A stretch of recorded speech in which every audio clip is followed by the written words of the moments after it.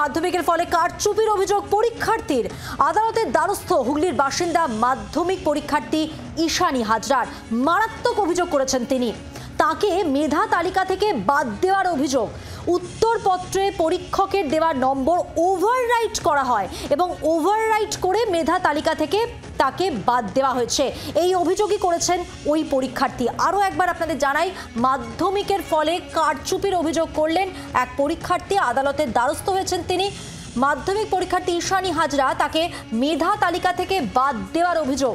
উত্তরপত্রে ও পরীক্ষকের দেওয়া যে নম্বর ছিল সেই নম্বর ওভাররাইট করে মেধা তালিকা থেকে বাদ। আরো বিস্তারিত জানবো, আমাদের সঙ্গে সরাসরি রয়েছেন আমাদের প্রতিনিধি অর্ণবাংশু নিয়োগী। অর্ণবাংশু, পরীক্ষকের দেওয়া নম্বর ওভাররাইট করে কিভাবে মেধা তালিকা থেকে বাদ দেওয়া হলো, ঠিক কি অভিযোগ করছেন ঈশানী?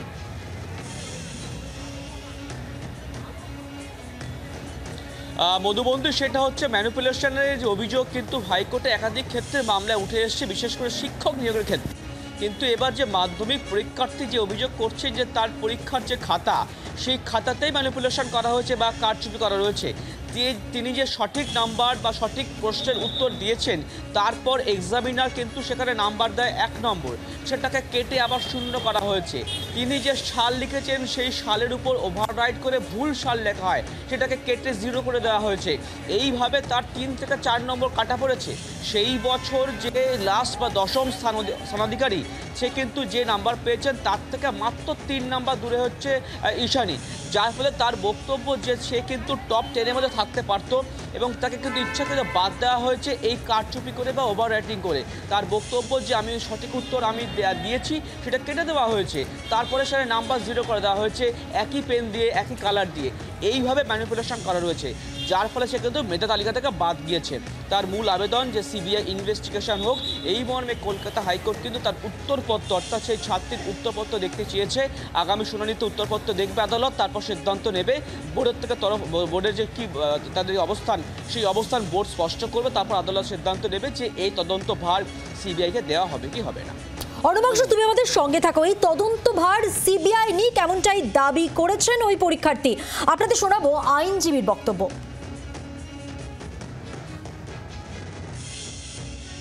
ইনিশিয়ালি তাকে সঠিক উত্তরের জন্য তাকে মার্কস দেওয়া হয়েছে, সাবসিকুয়েন্টলি মার্কসটাকে ডিক্রিজ করে দেওয়া হয়েছে টেম্পারিং করে, এটা আমাদের অভিযোগ ছিল। এবং পরবর্তীকালে যেটা বোর্ড যেটা বলতে চেয়েছে যে না, এক্সামিনার এটা করেনি। আমাদের যেটা অভিযোগ, আমরা একটা তদন্ত চেয়েছি।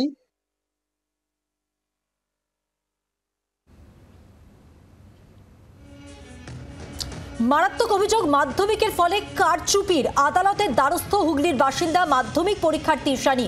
তাকে মেধা তালিকা থেকে বাদ দেওয়ার অভিযোগ উঠল। উত্তরপত্রে পরীক্ষকের দেওয়া যে নম্বর, সেই নম্বর একই পেনের কালি দিয়ে ওভাররাইট করা হয় এবং সেভাবেই মেধা তালিকা থেকে বাদ দেওয়া হয়। বাদ দেওয়ার প্রক্রিয়া নেই তার অভিযোগ। আমি আবার কথা বলবো, সরাসরি রয়েছেন আমাদের প্রতিনিধি অর্ণবাংশু নিয়োগী। অর্ণবাংশু, এই যে ওভাররাইট করা হলো, সেটা কখন ধরা পড়লো এবং তারপর ঠিক কি কি হয়েছে আরও একবার তোমার কাছে জানতে চাইবো, এবং এরপর কি ভাবছেন ওই পরীক্ষার্থী?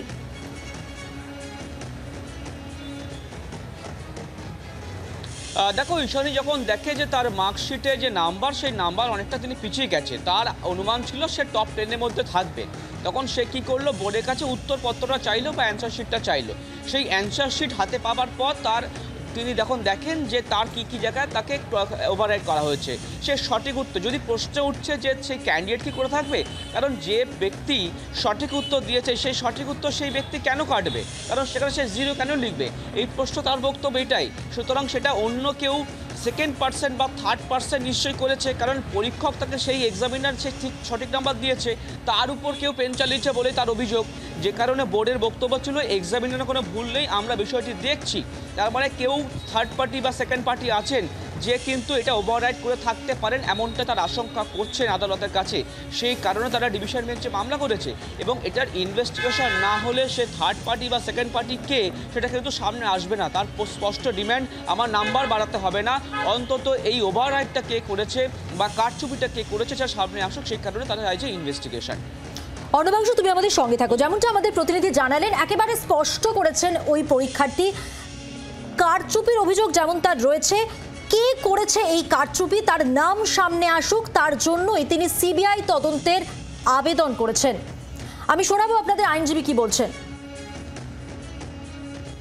একবার সঠিক প্রশ্নের জন্য উত্তরের জন্য তাকে মার্কস দেওয়া হলো এবং তার পরবর্তীকালে সেটাকে কমিয়ে নেওয়া হলো, তার জন্য সে যে দশম স্থান অধিকার করতে পারলো না, সেটাই তদন্ত হওয়া দরকার। কারণ যে এটা পরিষ্কারভাবে বোঝা যাচ্ছে এই যে মার্কসটাকে যে কমানো, এটা কোনো ট্যাম্পারিং হয়েছে।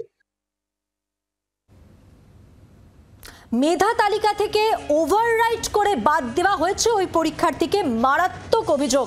শিক্ষাবিদ পবিত্র সরকার এই মুহূর্তে আমাদের সঙ্গে টেলিফোন লাইনে রয়েছেন। পবিত্রবাবু, মাধ্যমিকের ফলে কারচুপির অভিযোগ এনেছেন এক পরীক্ষার্থী এবং তাকে মেধা তালিকা থেকে বাদ দেওয়া হয়েছে উত্তরপত্রে পরীক্ষকের দেওয়া নম্বরের উপর ওভাররাইট করে।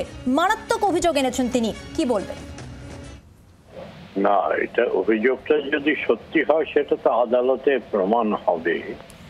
কাজেই অভিযোগটা সত্যি না মিথ্যে তার উপরে আমি কিছু বলছি না, কিন্তু এই বোর্ড কাউন্সিল এদের বিশ্বাসযোগ্যতা এমন একটা জায়গায় এসে দাঁড়িয়েছে যে বিশেষ করে শিক্ষক নিয়োগের ব্যাপারে যে আমি এর মধ্যে সত্য থাকলেও আমি খুব আশ্চর্য হব না।